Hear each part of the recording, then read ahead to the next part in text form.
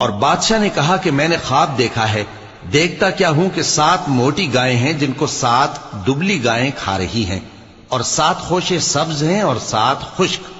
اے درباریو، اگر تم خوابوں کی تعبیر دے سکتے ہو تو مجھے میرے خواب کی تعبیر بتاؤ۔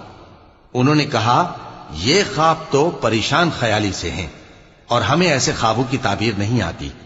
اور وہ شخص جو دونوں قیدیوں میں سے رہائی پا گیا تھا اور جسے مدت کے بعد وہ بات یاد آ گئی، بول اٹھا کہ میں آپ کو اس کی تعبیر لا بتاتا ہوں، مجھے قید خانے جانے کی اجازت دیجئے۔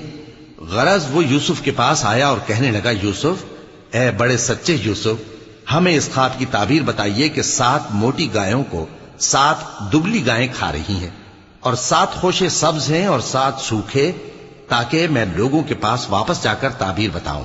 عجب نہیں کہ وہ تمہاری قدر جانے۔ انہوں نے کہا کہ تم لوگ 7 سال متواتر کھیتی کرتے رہو گے، تو جو غلہ کاٹو تو تھوڑے سے غلے کے سوا جو کھانے میں آئے باقی کو خوشوں میں ہی رہنے دینا۔ پھر اس کے بعد خشک سالی کے 7 سخت سال آئیں گے کہ جو غلہ تم نے جمع کر رکھا ہوگا وہ سب کو کھا جائیں گے، صرف وہی تھوڑا سا رہ جائے گا جو تم احتیاط سے رکھ چھوڑو گے۔ پھر اس کے بعد ایک ایسا سال آئے گا کہ خوب مے برسے گا اور لوگ اس میں رس نچوڑیں گے۔